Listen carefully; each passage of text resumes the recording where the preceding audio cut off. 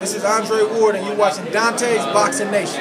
Jackson, I'll tell you what, you're watching Dante's Boxing Nation. Dante's Boxing Nation. Dante's Boxing Nation. And you're watching Dante's Boxing Nation. This is Dante Williams, and you're watching Dante's Boxing Nation. Dante's Boxing Nation, what's going on, guys? So originally we thought that Canelo Alvarez's next opponent would most likely be James Kirkland, right? For whatever reason, those talks have fell through. And now the new front runner is this man you're looking at right here, Joshua Clottey. Now I'm going to tell you guys something. I'm going to be very honest. I have not followed Joshua Clottey since his loss to Manny Pacquiao. So when someone first told me Canelo Alvarez's next opponent just may be Joshua Clottey, I was like, Joshua Clottey? Where the hell did they pull him from? Right? I'm thinking, you know, this dude has been inactive, so on and so forth. But I have to be honest, I didn't even know about Joshua Clottey's excellent knockout win over a highly respected fighter, Anthony Mundine. Okay? I didn't know about it. So right before I did this video, I just actually watched the fight. And I'll tell you, I went from thinking this was a terrible cherry-picked opponent that Canelo was picking to now thinking this is a very dangerous opponent for Canelo Alvarez. See, to me, Canelo Alvarez, he has what I probably will label or call Abner-Mares syndrome. And a lot of fighters have fell victim to Abner-Mares syndrome, which is you try to fight an opponent that is supposed to be very safe, and yet you still have a chance of losing that fight, maybe even getting knocked out. Anything is possible. Canelo Alvarez is one of those type of fighters where almost anyone he faces from this point on, especially if he's fighting against a natural junior middleweight, a guy coming off of an impressive win, someone who is somewhat relevant, Canelo Alvarez always has a chance, a very good chance, in disappointing his fans and possibly losing in what would be considered an upset. You know, Joshua Clottey, he really had to work to get back to this position. You know, they say when you have a bad loss, it's like starting all over again. And that's pretty much what Joshua Clottey did.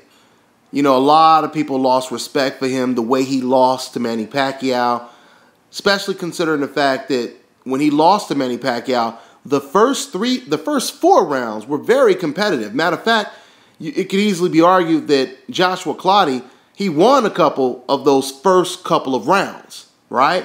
He had Manny Pacquiao's face busted up, worse than we've ever seen Pacquiao's face busted up. Matter of fact, Pacquiao's face hasn't looked that bad since the Joshua Clottey fight. Okay? You guys can go back, watch that fight, and see how bad Pacquiao's face looked. And that was just against a Joshua Clottey that was extremely inconsistent. All right? Once again, Joshua Clottey did pretty good in the first quarter of the Manny Pacquiao fight. Every time he let his hands go, he was hitting Pacquiao with everything. Clean uppercuts, clean jabs, right hands. Everything he threw, he landed on Manny Pacquiao. But in a lot of his fights, he would start off very well. And for whatever reason, I don't know if it's, you know, psychological, where he loses confidence, whatever it is, but all of a sudden, you know, he'll go into a shell and then he'll start giving up rounds. He did the same thing in the Margarito fight. Joshua Clottey should have been the first person to beat Antonio Margarito. And matter of fact, you could still argue that he won that fight. But he was winning the fight easy, and then all of a sudden, he started to shell up. He claimed that it was an injury, but it's been a pattern that's been going on for quite some time. He did it with Miguel Cotto. Every time Joshua Clottey has been in with a big name, tough opponent, he looked very good until he shells up. So I'm thinking with the backlash that he got in the Manny Pacquiao fight, this may have just forced Joshua Clottey to dig deep and, you know, fight those psychological demons that he was dealing with. Because I tell you right now, if Joshua Clottey goes into a Canelo Alvarez fight, and he fights hard for 12 rounds, if he's willing to put himself at risk to where either it's win or be knocked out, Canelo Alvarez, he has a hell of an uphill battle. Okay? He has a hell of an uphill battle. Because once again, we know that Canelo Alvarez, he has problems with boxers. We know Canelo Alvarez doesn't have the best defense. He fights in spurts. He cannot cut off the ring. He gets frustrated very easily. Okay? The fact that he has all of these problems going up against someone like Joshua Clottey, it could be bad for Canelo. It could be bad for Canelo. So, you know, this is a good fight for Canelo Alvarez, especially if he's trying to land the Miguel Cotto fight, but he might have bitten off more than he could actually chew. If Canelo Alvarez takes this fight, I think he will be in a very similar situation that Manny Pacquiao is in right now against Chris Algieri. Trying to pick the safest opponent may not always be the best idea, because sometimes the safest opponent may be your most dangerous opponent.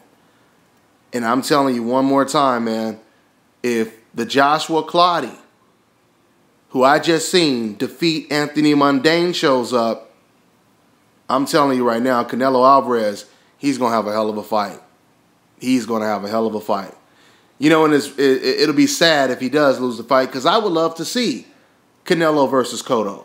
I would love to see Canelo Cotto, especially in Madison Square Garden, right? But one more time, guys, this is the year of the upsets.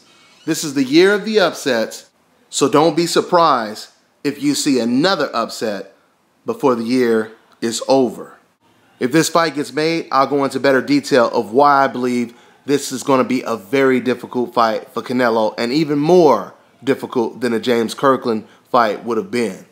That's all I got, guys. I'm on to the next one.